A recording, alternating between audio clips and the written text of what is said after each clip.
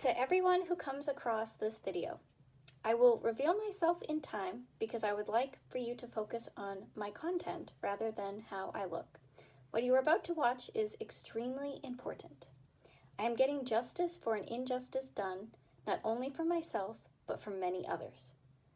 I would love everyone's help with this because it takes a village! It takes a village!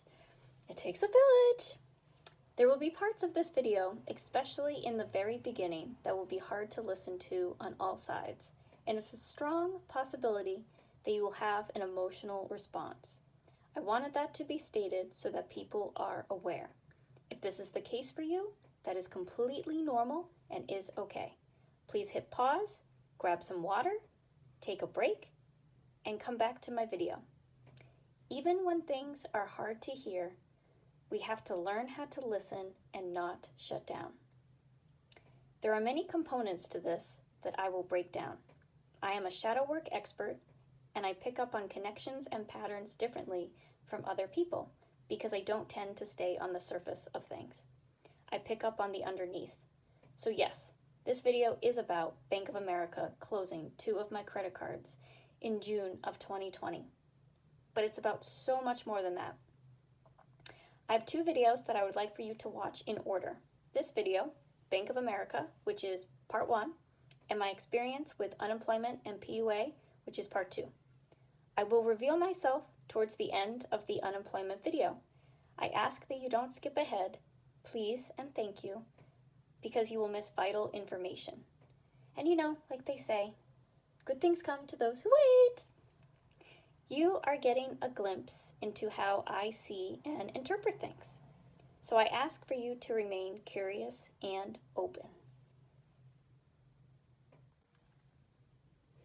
My 2 Bank of America credit cards got closed at a time when there should have been the most compassion, understanding, and grace given. Instead, I received the least. I had the book thrown at me. If anyone doesn't know what that means I received the severest punishment possible, which was the closing of my credit cards. 15 years of my credit history was completely wiped. Gone, zip, poof, bye-bye. There is no way I could just talk about or jump into my paperwork without looking at the sum of all parts. This is because of the time frame, April, May, and June of 2020. I will also be talking about 2020 and beyond, but I promise you, everything is connected. I did leave out a couple of words, which would be evidence and proof. Yes, I do have evidence. I have proof. It's in paperwork, but there's many, many ways to also have proof of something. And we just have to keep that in mind. Also, for the paperwork, I wanted to just state now that all of the paperwork that I have is obtained legally. It was either emailed to me or mailed to me. I was looking up information, and when I was looking up articles on George Floyd, there were articles that said that he died, and I wanted to have it written and I wanted it to be crossed out because I feel it's disrespectful to say that he died. George Floyd was murdered on May 25th, 2020. Protests started May 26th and then went into June 2020 that were very pivotal, and went into 2021, and then it also says and beyond. I wanted to show everyone this because I was shocked at this. I never made this connection. Derek Chauvin, lack of a moral compass. 9 minutes and 29 seconds. I was looking up how to pronounce his name, and the next day, the word that came up for me was chauvinist. And I knew the definition of this word, but I chose to look it up anyways, and I was shocked by the spelling. C-H-A-U-V-I-N. Chauvinist. C-H-A-U-V-I-N. It's the exact same spelling. I wasn't expecting to see that, so when I did, I knew I had to put it in my paperwork. It wasn't even an option. I knew I needed to put it. I don't know if other people noticed this, but I was surprised. So the other definitions that I found for chauvinist: believing or showing an unreasonable belief that your own country or race is the best or most important. Heavily biased: having a prejudiced belief in the superiority of his or her own kind. I also wrote down chauvinism, chauvinistic, exact same spelling. We tend to look at it as an arrogant man or men in terms of superiority towards women. That's the definition that I would normally go with. This is showing us, though, to look at it from a different vantage point. The signs are right in front of us. If this isn't a sign, I don't know what is, because this is shocking, surprising, unexpected, and incredible all at the same time. Because this is showing us, just with the spelling alone, this is showing us something, and then with the definition, it's showing us something even more shocking and surprising. It's twofold. The horrific, inhumane treatment and murder of George Floyd is so confronting that people went into denial, are still in denial.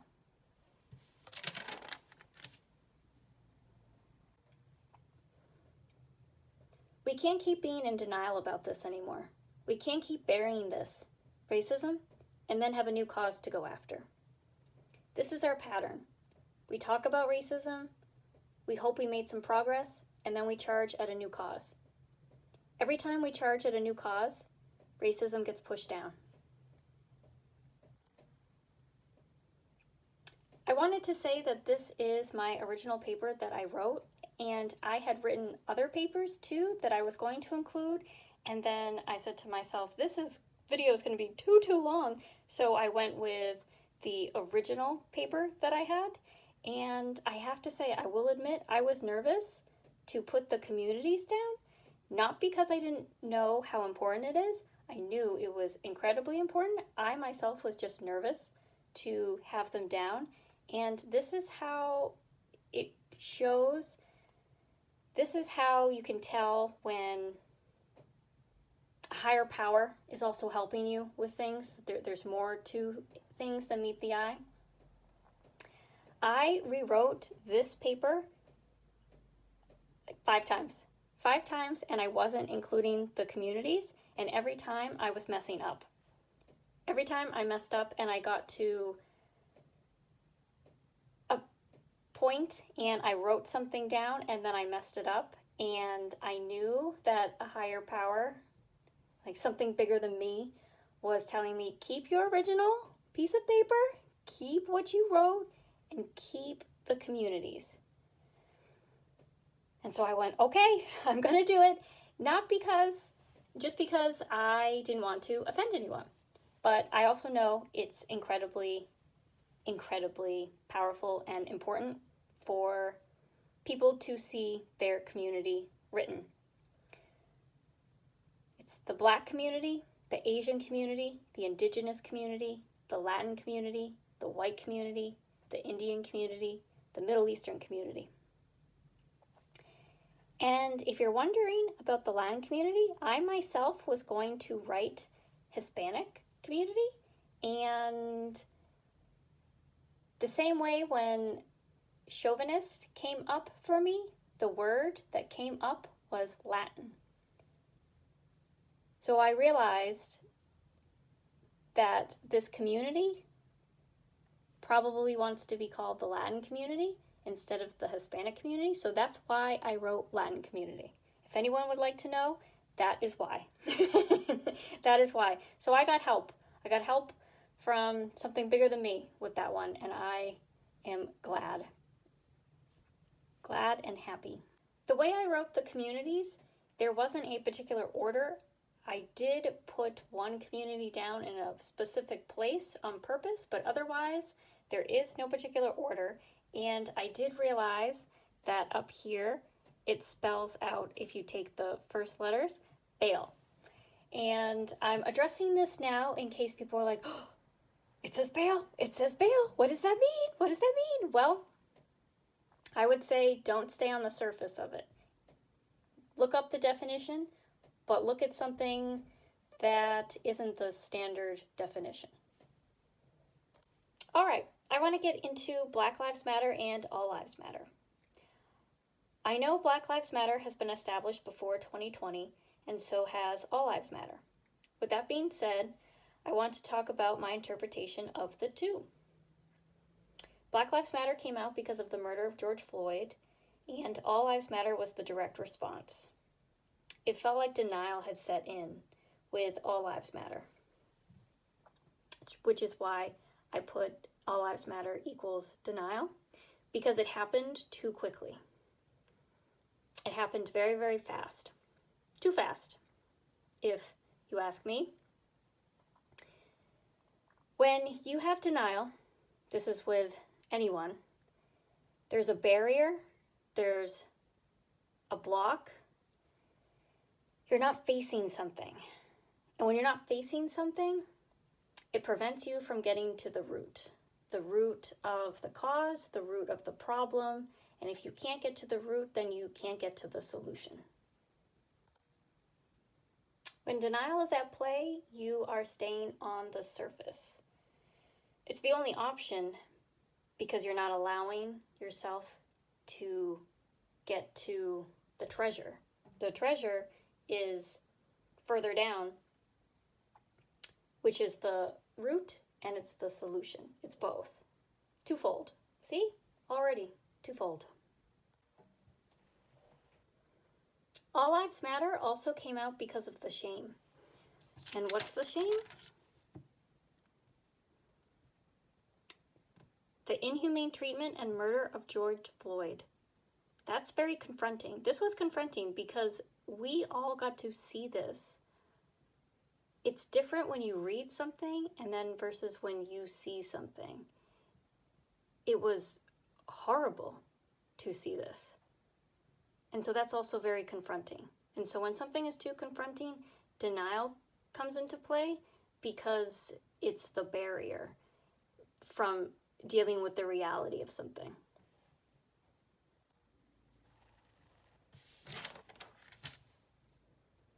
So what is the reality that is hard to face? Racism and hate. That there are still people who really hate someone over the color of their skin in 2020. That we haven't changed. We haven't changed even now in 2023. I also want to say that when Black Lives Matter and All Lives Matter came out, I wasn't looking at these two as the Black Lives Matter is only about the Black community, and I wasn't looking at All Lives Matter as about everyone else. The way I was viewing this is the Asian community didn't come up with All Lives Matter. The Indigenous community didn't come up with All Lives Matter. The Latin community didn't come up with All Lives Matter. The Indian community didn't come up with All Lives Matter. The Middle Eastern community didn't come up with All Lives Matter. So who came up with All Lives Matter? The white community did. The white community came up with All Lives Matter. So for me, Black Lives Matter, to me, meant people of color. For me, I understood why Black Lives Matter, the Black community was leading because of what happened with George Floyd, but I was putting people of color under Black Lives Matter. So I was interpreting Black Lives Matter meaning people of color matter. People of color matter versus All Lives Matter, white people matter. And yes, I am white. And this was my interpretation, that people of color matter versus white people matter. People of color are equal to people in the white community. People of color are equal. With racism, we have to also remember that it isn't just hate in there, it's also fear. So I also think it's important that we talk about the Asian community and what was happening with the Asian community. They were being targeted because of the coronavirus. And I did hear people say verbally, and I saw it written online, of people saying it's the Asian virus. It was also said the Asian flu, and that was said out of fear, but the Asian community was being targeted, and that isn't okay. So we have to also realize that people of color with different things that are going on in the country, in the world, different communities also get targeted for what is going on. So we also have to keep in mind to make sure that the Middle Eastern community doesn't get targeted with what is going on in our world. Because when fear comes into play, hate, because we still have racism. Racism hasn't gone away. We haven't dismantled it yet. We can dismantle racism, but we haven't done it yet. So when things are going on in the world, when events occur, hate comes up, but it's also fear. So how do we dismantle racism? We need a new approach.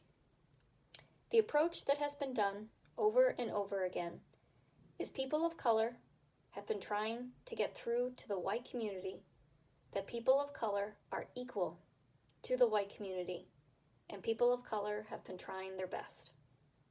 This has been ongoing, years, decades, generations, hundreds of years. So what is the holdup? Why can't we dismantle racism? It has everything to do with denial and the white community. No more denial. There can't be any more denial. We all need to admit that how George Floyd was treated, he was not treated like a human being. He was humiliated. No one stepped in to help him when he said he couldn't breathe. And he did not just die. He was murdered. 9 minutes and 29 seconds. The white community needs to ask themselves, would this have happened to someone who was white over a supposed counterfeit $20 bill?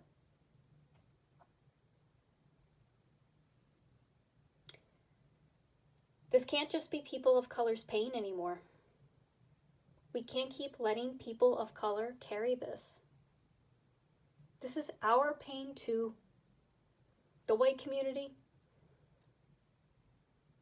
This is our pain too. We have to feel that. We have to feel this.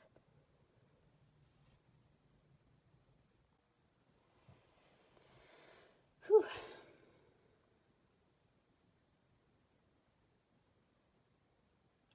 Once the white community starts to feel this, the wall will start to come down.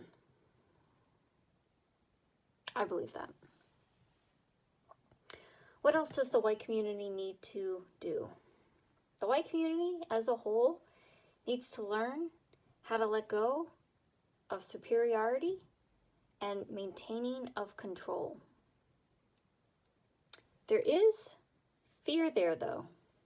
There is fear. Because the white community has always been on top, always leading, and has always been in charge. The white community doesn't know any other way to be. It also can't be, oh, people of color are all equal to each other, but the white community still maintains the lead, still has the edge. That's not equality.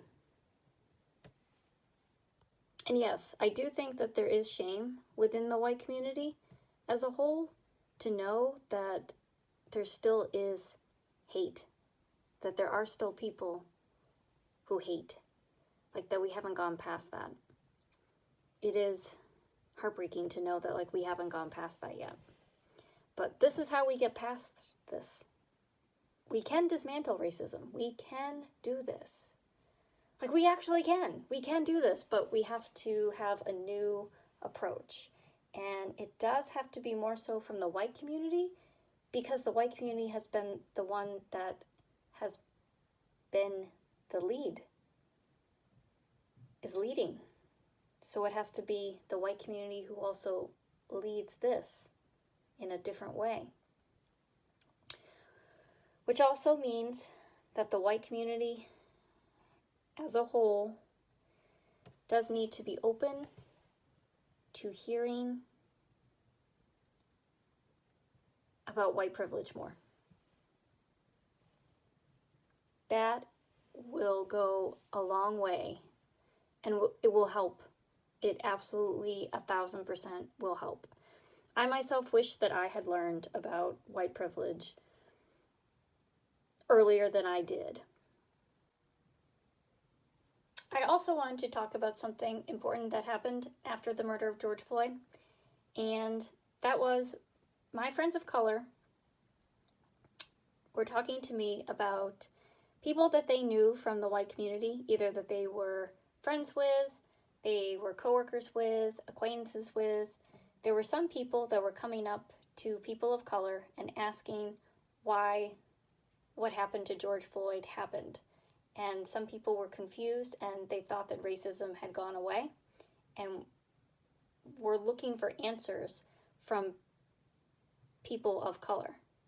And I heard it in my friends' voices. I saw it on my friends' faces, the frustration, the anger, but more importantly,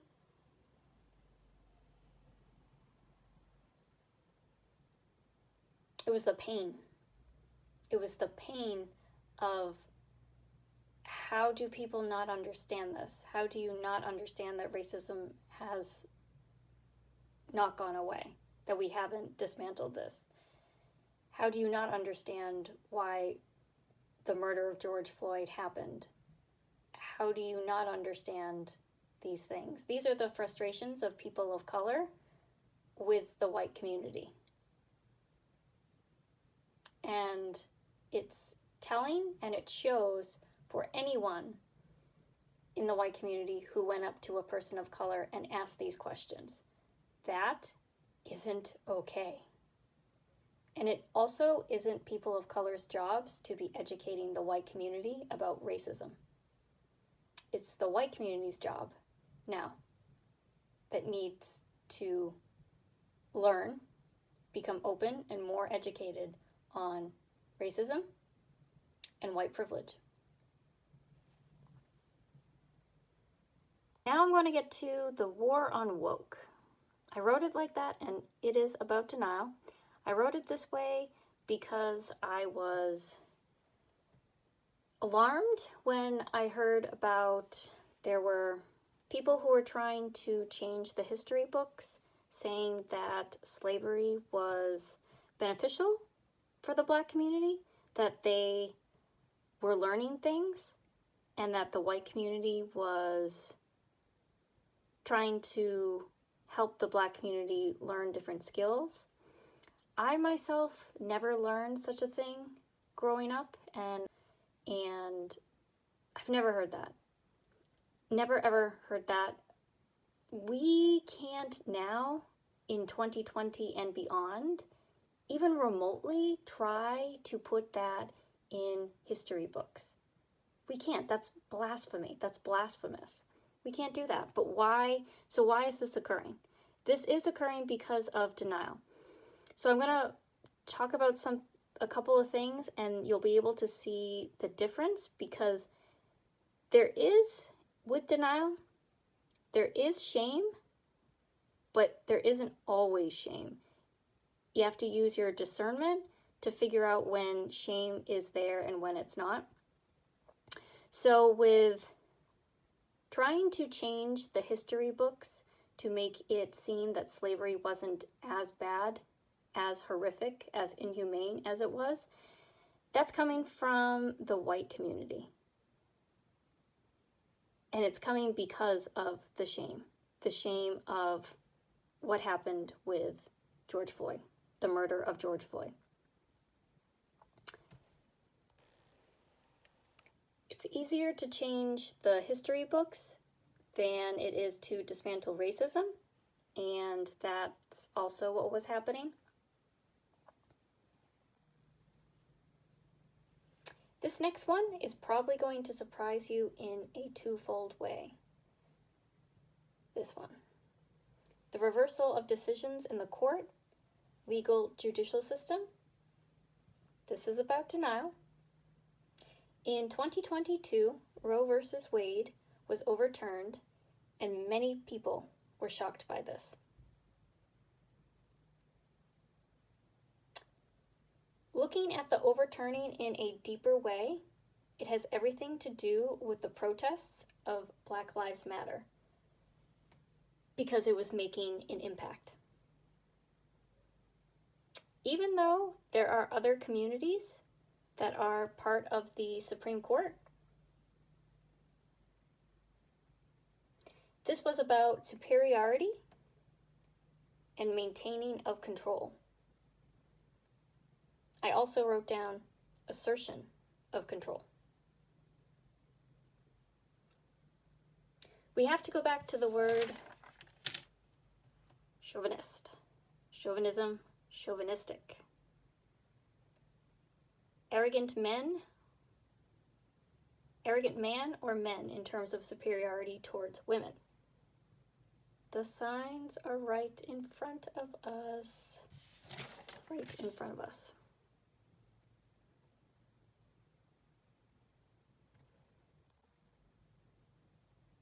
So they were wielding their power and going, see what we can do? We can take this away.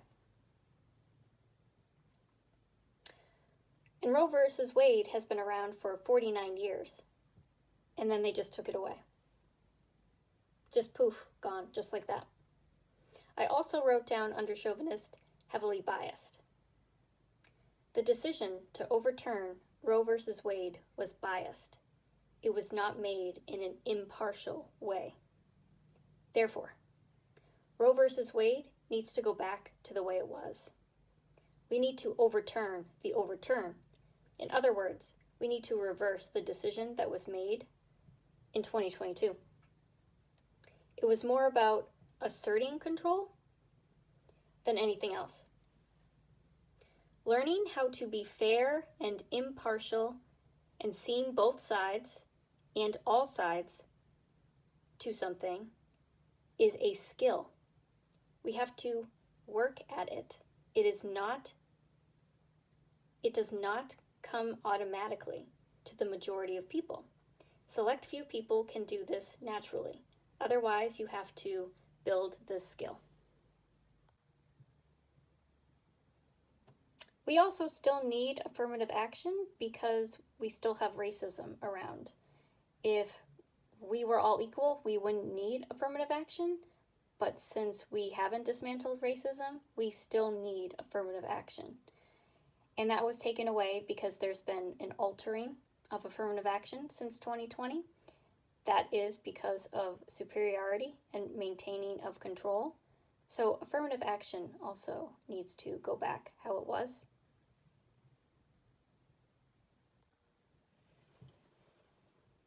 So if anyone would like to know where I stand with Black Lives Matter. People of color matter. People of color matter. People of color are equal to the white community. That's where I stand.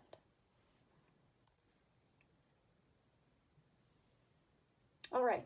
Thank you, everyone, for getting through the toughest part right off the bat. It is not the easiest, so I thank you. Before we get to my paperwork, however, I would like us all to take a moment of silence for George Floyd.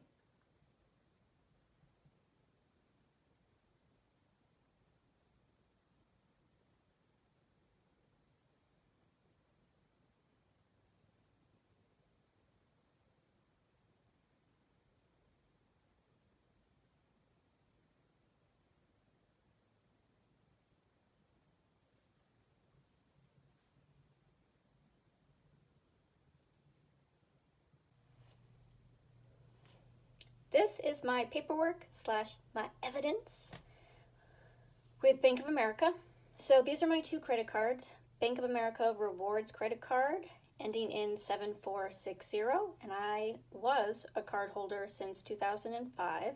My last payment date was March 27th, 2020. The last payment amount was $226. My second Bank of America credit card ended in 9734. Again, card holder since 2005. Last payment date June 16th, 2020. Last payment amount $86. The first one, the 7460 credit card, this is the one that I could not pay in April of 2020. It was my first time not being able to make a credit card payment. And I have to say, for my own self, I felt shame in April of 2020 because it was the first time I couldn't pay a core bill. And a core bills I consider are your monthly bills. Your rent, mortgage, car payment, car insurance, credit card bills, phone, electricity, gas, all that stuff. And it was the first time I couldn't pay it, and I had to make a choice between either this credit card or another bill, and I chose another bill. So I just wanted that to be said. Just wanted that to be said. I had both of these cards for 15 years each, not combined. So that's 15 years of credit history, solid credit history, because I myself was never late on these. For this one, it was April of 2020. That was the first time I was ever late. So it was a big deal for my own self, just because I was trying my best to, work on my credit history and whatnot. So yeah. All right, so now I'm going to get into this email. I received this email from Capital One, and many of you may be saying to yourselves, what's Capital One doing in here? This is about Bank of America. I know. But it does connect. But on Monday, July 15th, 2019, I received an email from Capital One saying that my credit card ending in 2531 got closed because I hadn't used it in over 3 years. Yes, I did not use it. It had a high APR and a low credit limit, so I used other credit cards instead of this one. But they let me know that they closed my credit card. So when I received this in my email, I said, oh, okay, thanks for letting me know. But what's important to know is that within 90 days, my Bank of America 7460 credit card got reduced on 10/10/2019. It got reduced. So I had a credit card close, not of my choosing, and then I had another credit card get reduced. So when credit cards close, it does also affect your other credit cards that you have, even with other banks. And I just wanted to point out, Monday, July 15th, 2019. I didn't know this was going to be a preview for my life in 2020. So I wanted to share. I just wanted to share, and for you guys just to keep this in mind. On Friday, May 29th, 2020, 7460, I received an email saying that on 5/29, Bank of America had reduced my credit line on my credit card ending in 7460. I was surprised getting this, of course. However, I do remember seeing it on the news that this was happening to other people as well. I just don't know if it was on this date. And this date actually is important because a lot of stuff was happening on this day, and I didn't know about this until I started putting my paperwork together. When I started looking at the time frames, I went, oh my gosh, I didn't know this. I didn't know this then in May of 2020. So the day that Derek Chauvin is charged on May 29th, my credit line on my 7460 credit card got reduced. Same day that he got charged. Same day. I didn't know it was same day, like back in May of 2020. So I also started looking at other things that were going on. See, May 29th was a big day. There was a lot going on. So former President Trump delivered an ultimatum to Minneapolis protesters, calling protesters thugs. Protests in Atlanta and New York were not peaceful, and it does make sense because they were called that. The White House was on lockdown at 7 p.m., but it was lifted by 8:30 p.m. because protesters had reached the gates. And then there were also protests in Las Vegas, Nevada on the Las Vegas Strip. And I got some of this information from the New York Times. I remember this stuff for Vegas, but all the other ones, I didn't realize. And I want to know, did other people realize all of this was going on May 29th? So it's very clear that Bank of America was retaliating against Black Lives Matter protests, etc. So what I would love for people to do is if they could go in their emails and see, maybe on the off chance, maybe you saved an email of when your credit card got reduced. Was it on May 29th? I'd love for people to take a look and see, because Bank of America was doing that. Were other banks doing that too on the same day? I don't know. This stuff is also hard to talk about because everyone's personal financial information, talking about these things, it's not the easiest conversations to have. So people are more tight-lipped about financial things. And I also say this for many reasons, but I say this also because I feel like people would have made this connection if they were talked about on like the same day. And I don't think they were in the news at the same time, because then other people would have made the connection. I think they were put on purpose, separate from each other. What are your thoughts? Because that's mine. Because I didn't know this. I didn't know this until putting my paperwork together. I knew lots of things were going on in May and June of 2020, but this, Bank of America was literally wielding power and going, oh, I don't like that he's getting charged. I don't like all the protests, all the things that are occurring, all the civil unrest, everything going on. So guess what I'm going to do? At least Bank of America, I'm going to be retaliating against customers. That's what I'm going to be doing. And that's not okay. So when I saw this, I'm like, oh, so this was actually on purpose. Bank of America was doing this on purpose. So I'm one of the customers that Bank of America did this to. So I'm like, oh, thanks to my bank. Thank you. Thanks.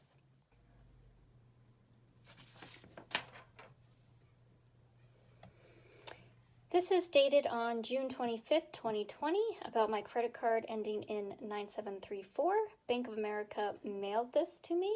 I blocked out things that I did not want to include. Barcode, there were codes, letters, numbers, symbols that I did not want to be shown on my paperwork, because I'm like, this is off. So I'm taking these things away. So what is this? Oh, guess what? My 9734 credit card closed. Unfortunately, we've made the decision to close your credit card account ending in 9734. Here's what you need to know. We understand this may put you in a challenging situation. So we want to make sure you understand why we made our decision and how this change could affect you. We carefully reviewed your account history, credit reports provided by the credit reporting agencies listed below, and current economic and loss trends. We also considered your relationship with us. No, you didn't. And unfortunately, we had to close your account because of the following reasons: current or past delinquency on one or more of your accounts with us and or our affiliates. So now I'm going to explain how I am operating my paperwork. My paperwork, aka my evidence, it is all what I have with me. So there are emails and letters that I don't have, so I didn't include it. However, it's okay because, and it's funny how this works sometimes, the paperwork that I have is the paperwork I need. So, as you can see, they closed my 9734 card because of my other card, 7460. So Bank of America actually closed my 7460 credit card before this credit card, before 9734, and I received an email and I received a letter in the mail, but I ripped them up and I deleted the email. And I realized that now when I was putting my paperwork together, because I didn't have any of the 7460 information, and then I realized, oh, that is because I was angry and frustrated, and I cried angry tears, and angry tears are very different from sad tears. So that's why you don't see my paperwork for the 7460 credit card. And it's actually okay. It's okay that I don't have it. This is more important. 9734 is actually more important than the 7460 paperwork for this. Just think of this credit card, 9734, as the most important one, and it's the treasure. It is the treasure. This is the treasure. All right, this is Friday, June 26, 2020. I received this in my email. It is just saying that my 9734 credit card closed. I received the email first, and this was the day that I called up Bank of America. I was trying to use this credit card, and it declined, but something happened with it in a strange way, and I knew there was more to it than just a decline. So I went online and I saw that my credit card was closed. So I also called and spoke to a representative from Bank of America. My 7460 credit card closed before, as I had said, and it closed a few days before my 9734 credit card.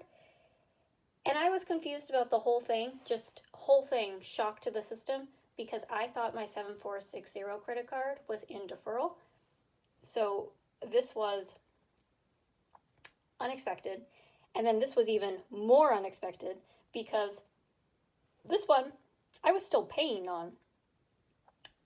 I was late where I never paid in April of 2020 for my 7460. May and June of 2020 are my gray months because I thought I had put it in deferral. So I didn't know what was going on.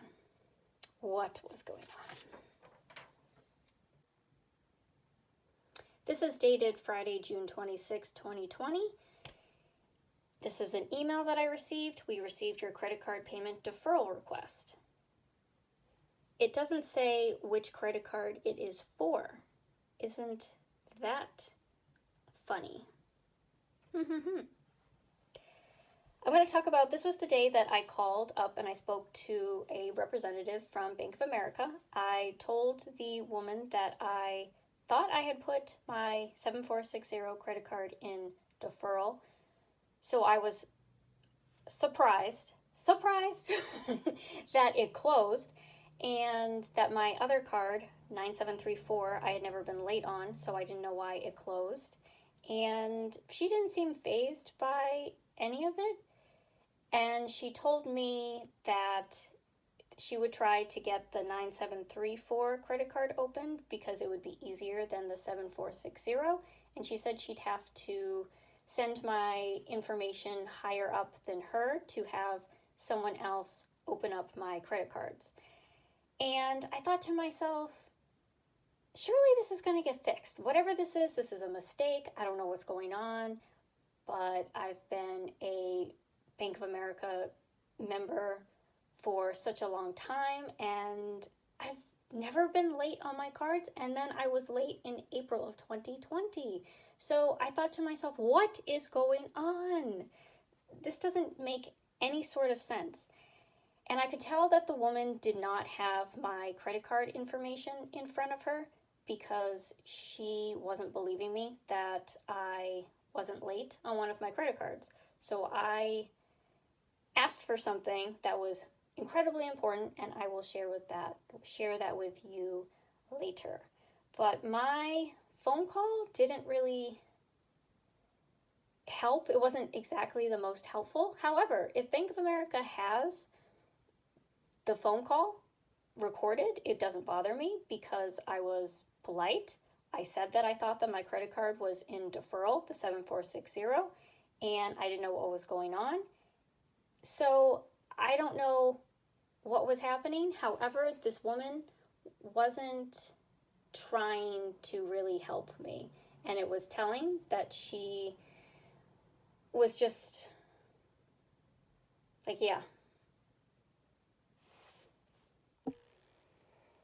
The woman was very, I would say, more cut and dry with me, where it didn't seem to affect her at all, like as if this was just a normal day.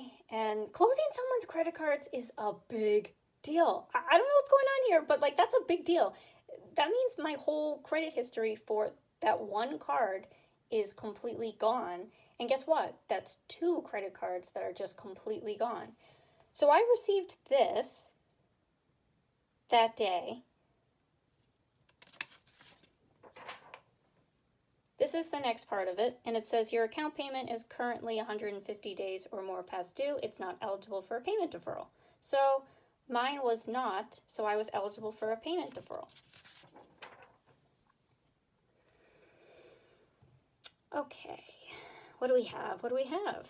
Tuesday, June 30th, account number ending in 7460. Your credit card payment deferral request is in process. I was confused when I got this. It's Tuesday, June 30th. My credit card was already closed. Why am I receiving this deferral request when my credit card is closed? Also, when my information went up higher, whoever that person was, I have absolutely no idea who that person was, but that person made a decision on my credit cards very quickly. And the decision was no, that they were not going to reopen my credit cards. So it was like, oh, that's it, that's done. Good luck, have fun.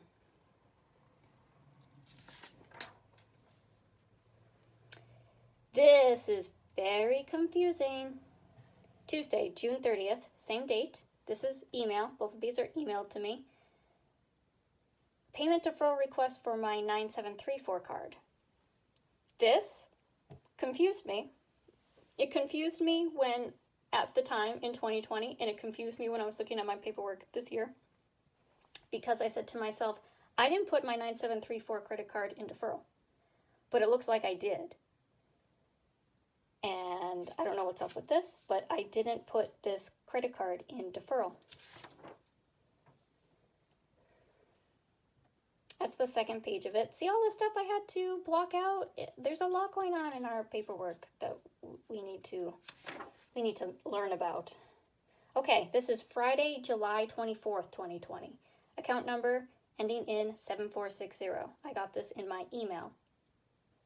This is a deferral request for my 7460 credit card. So it also looks like I did put my 7460 in deferral, but I'm getting this in July. Again, my credit card closed in June of 2020. So this is confusing.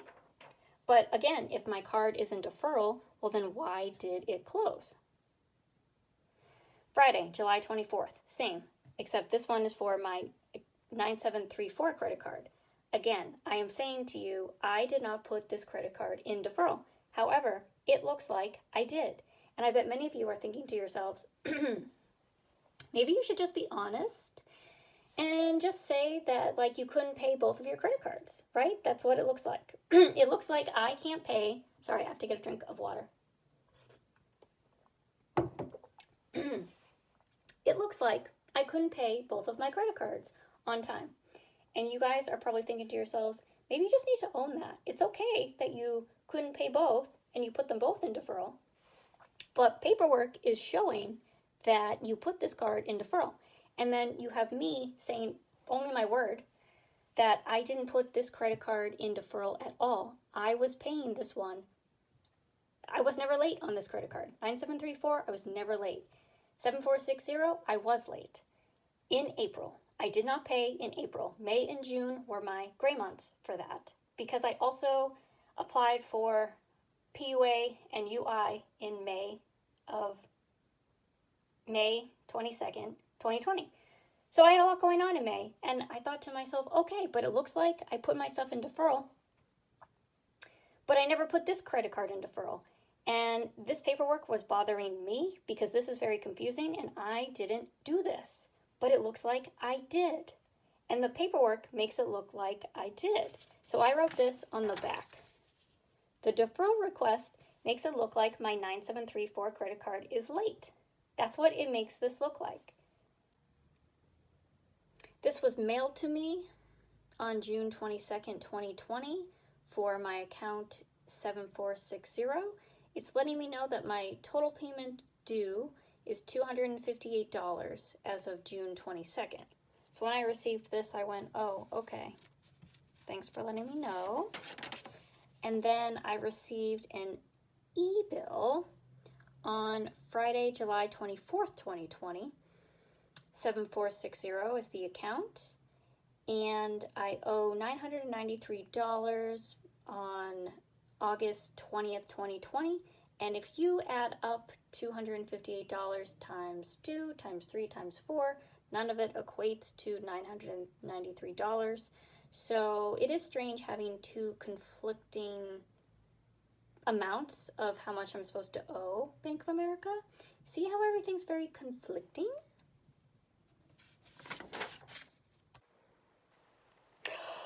I am so proud of this. This is my treasure. This is the treasure. This is the treasure. This was mailed to me from Bank of America. The date is June 29th, 2020. Account number ending in 9734. Research request number. I blocked that out. Our review determined that we accurately reported to the consumer credit reporting agencies. At this time, we consider your dispute resolved. Oh, you do? What you need to know. We received your inquiry to adjust information previously reported to the consumer credit reporting agencies for the above referenced request. We've completed our investigation and have confirmed this account is being reported as having no history of delinquency. Yes! When I got this, I was like, this is what I needed. This is the paper that I needed. This is my treasure. This makes Bank of America look really, really bad. This is so amazing for me. And I bet many of you watching this right now are surprised that I have this piece of paper. So I do just want to say I requested this. Bank of America was not going to give this to me, well, like just on their own. I had to request this, and I didn't have to do it a lot, but I put it in, and I was so glad that I did, because this is empowerment. This is advocating for your own self. Why? Because I knew my credit card. The representative that I was dealing with on June 26th, I could tell did not have my account information in front of her. So when I asked for her to put in the research request, she did it to appease me. She didn't do it because she believed me. She was kind of like, yeah, okay, I'll put it in, when she was thinking it's going to come up with something else than no history of delinquency. However, this did work in my favor.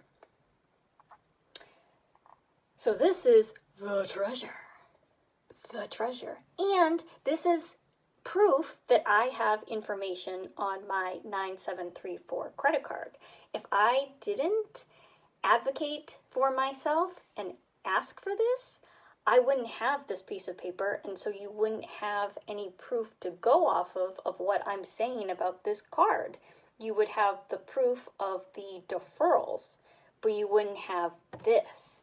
And I needed this. I do just want to say that no one, the representative who I was dealing with over the phone, and then whoever the person was that was above her that looked into my accounts for both of my credit cards, no one took into account my credit history with Bank of America, because otherwise you wouldn't have closed my credit cards at all. It wouldn't have even happened. Bank of America, you don't do that to a customer you have had for so long and who has been paying on time. Yes, things happen in 2020, but there should have been more understanding for people. Like me not making a payment in April of 2020 doesn't warrant me having my credit cards closed by June of 2020. I didn't do anything to warrant this, and it's like I'm being punished for what? What am I being punished for, Bank of America? What did I do? I'll tell you what I did do. I made over 170 payments for each credit card, 74609734, in 15 years. And you can't work with someone? You can't work with someone who does that? Who's paying you on time? Bank of America, in 2020, a global pandemic was occurring. What's going on? Why aren't some people trying to help others? This is an easy thing to fix. Why was the solution the closing of my credit cards? No one tried to help me get my credit cards reopened. Bank of America should have been working with me and not closing either of my 2 credit cards. Neither of them should have ever been closed. And also, this doesn't make sense either, because Bank of America was also promoting deferrals for their customers. So why is my paperwork so conflicting? The new approach that we seem to be having now in our world is to be cutthroat. This is not going to be the new way. I don't know what's going on with people, but there definitely is a lack of compassion and a lack of empathy going on. Now you guys are going to watch me circle back. I'm going to circle back to something. Remember the Capital One that you guys were probably like, why is Capital One in here? I wanted to show, so my Capital One credit card got closed, and then my Bank of America 7460 credit card got reduced. So why now, if that was how they were doing things before, like credit cards were operating before, how come now, instead of my 9734 credit card being reduced, instead it was closed from my 7460? See, so it's the approach became more predatory, and my credit cards are closed. I can't do anything about it. So now what? What do we do now? I've had some things happen that I wanted to write down and share with everyone. What happened to me? Well, I refused to pay. I refused to pay Bank of America. I said, no way, you closed my credit cards, but then you expect me to pay money on them. No, I'm not doing that. You did that to me, not okay, and so no, I'm not. I refused to pay. So then you have to deal with the creditor-predator situation. So I did that. Bank of America had people calling, and I have to say they were really annoying. Then my information got kicked to North Star Credit Services, and that is based out of New York, I think upstate. And then after them, I got kicked to Sunrise Credit Services. So this whole time since, I don't know when it started, August of 2020, September of 2020, it was shortly after my credit cards closed that I started getting phone calls from Bank of America first. Then they went to the creditors. So Sunrise, I've been dealing with for quite a while, and I get phone calls, emails, and letters. A whole combo. It's a combo deal. And I wanted to talk about some patterns that I noticed this year in 2023. So I'm going to get into that now. The official phone number for Sunrise Credit Services is 1-833-219-8217. I looked up on 7/30/2023 this year, my Bank of America closed accounts, trying to look up information. This was on a Sunday. The paper that you saw me have, I'll bring it up. This piece of paper where it said the last payment date and the last payment amount, I looked that up on my Bank of America app. I have my checking, my savings, and then I have my 2 credit cards. And I have never clicked on them before until this date in order just to get information for this video and just to gather information as a whole. So on Monday, 7/31/2023, Sunrise called me twice from the phone number up above. And they usually tend to call on Mondays, but they called twice. I started to notice if I was transferring money in between my Bank of America accounts, I would get phone calls from Sunrise with all different types of numbers, missed calls that I would not answer.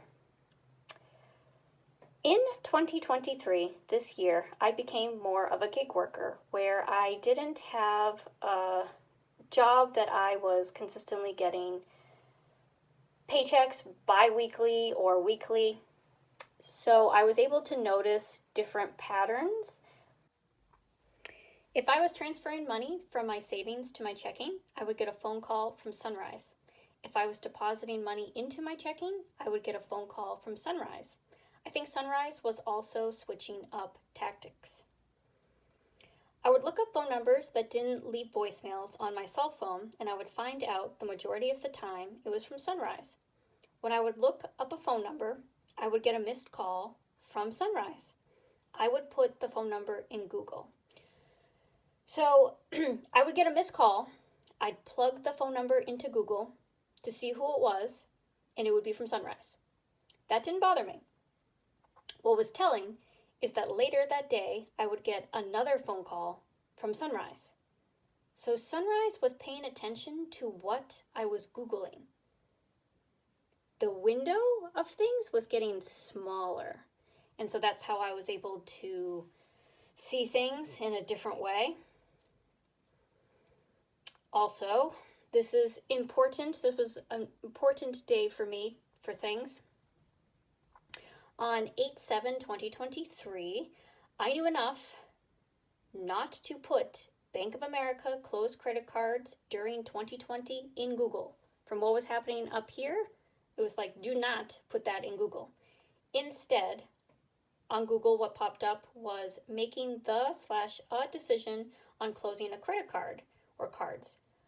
Within 20 to 30 minutes of me Googling closed credit cards, I got a phone call from 1-725-235-6846 at 2:35 p.m. It's from Sunrise. Also, later that day, at 8:37 p.m., I got a phone call from 1-833-414-0647, also from Sunrise. So, me just Googling closed credit cards made Sunrise call me twice. Do you know how freaky, scary, eerie that is? Like within 20 to 30 minutes of me doing that. So the window just kept getting smaller and smaller, and you're able to notice things when windows get smaller. Why? When I Google things, is Sunrise calling me? Why are you keeping tabs on me? It is very clear I am being checked on by Sunrise. Like, I know. Does Bank of America want Sunrise to watch me? Intimidation tactics? Why? How is any of this okay? I have a lot of questions and concerns, and this is also highly illegal. Also, I was able to, for my own self, figure out something because at 8:37 p.m., that is late for Sunrise to call. So I knew that that was significant that I got the 20 to 30 minute window and then they called so late. I knew that was significant. So then I was wondering for my own self, is it because of this document that I asked for? I don't know how many people requested this from Bank of America. How many people have this? This document is important and powerful for me. This is not good for Bank of America. So I was thinking to myself, is Sunrise checking up on me, seeing what I'm Googling on the behest of Bank of America? Like, does Bank of America, are they trying to figure out if I know what I have, but their way of doing it is on the sly, and they're going to just see what I Google? That way it's kind of like safe for them. That's what I've been wondering, because this piece of paper is amazing for me. And I don't know how many people have this.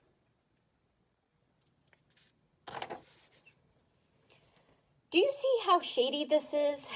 This is eerie, freaky, not something I was expecting. But then again, neither was the closing of my credit cards. Yeah. And I'm also sure that Bank of America and Sunrise have both wondered what direction I was going in, because I haven't paid any money to them, and I also haven't filed bankruptcy. I did also want to say that I did speak with two of my friends early on, and I did ask for their advice of what do you think I should do with the situation. Both of them had the same response, which was you should file bankruptcy. That is the standard, normal way of thinking of like, what else can you do? Your credit cards are closed, you need to do something with them, and you should get it out of the way because of the 7 years of bad credit history that gets put on your record. And I said to myself, you know, this whole thing just, it doesn't make sense. It's not above board. It's off. You know, so I chose not to file bankruptcy. I refused. I was like, not doing it. Nope. This doesn't add up. There's too much shadiness here, so why should I be the one to file bankruptcy? I was also dealing with unemployment and PUA and saw just like more shadiness. So I decided to wait, and I went, nope, I'm not filing bankruptcy. I'm gonna hold on this. I'm gonna wait this out, and I'm gonna see, because things are just not above board.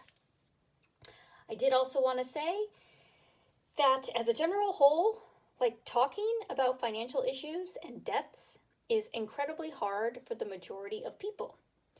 We need to start openly talking about our finances in a new way, a new approach, because the tight-lipped approach is helping nobody.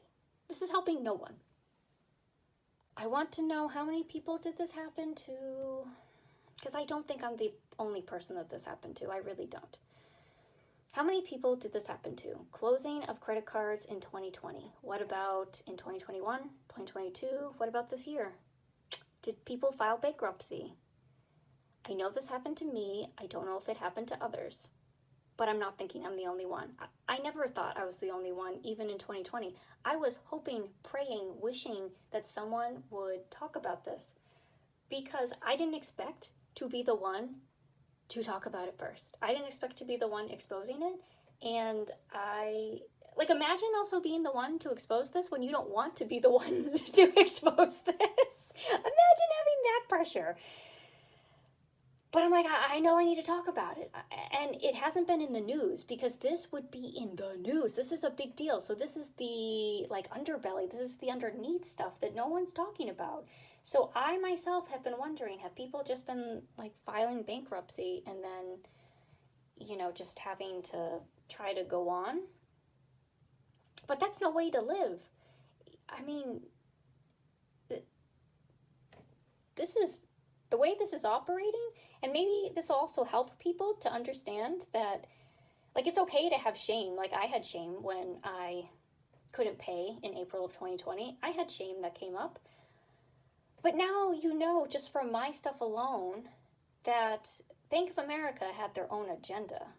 They had their own stuff going on that they were taking out on their customers. So, so I just wanted to say to people, it takes a village. It takes a village. So I want to help out my village. But people also need to start talking. Start talking about things. And I know this stuff is hard, I mean, it's not like I talk to a lot of people about it, because also, why? People are then going to look at you like it's your fault. Oh, well, you couldn't pay. Oh, you couldn't do this. Oh, it's your fault that your credit cards got closed, right? That stuff always comes up, and people don't want to hear that. Well, now you know from my stuff alone, it's probably not you. There was other stuff going on here, So I do want to say thank you to everyone who got through this video. This is the end. This is the end of my Bank of America video. Thank you so much for sticking with me with this. I would love for you to take a break, of course, but I would love for you to watch my second video, which is about unemployment and PUA and the shadiness. Complete shadiness, corruption, misuse of power. We got all that stuff going on in the next video, and I will let people know it is going to be longer, because you are going to be surprised at the amount of paperwork, the back and forth, the ping-ponging. It's intense. It's intense, and I'm just going to let you know about that now. But you're coming along this journey with me, so we're going to keep going. See you in the next video, and you'll learn more about me.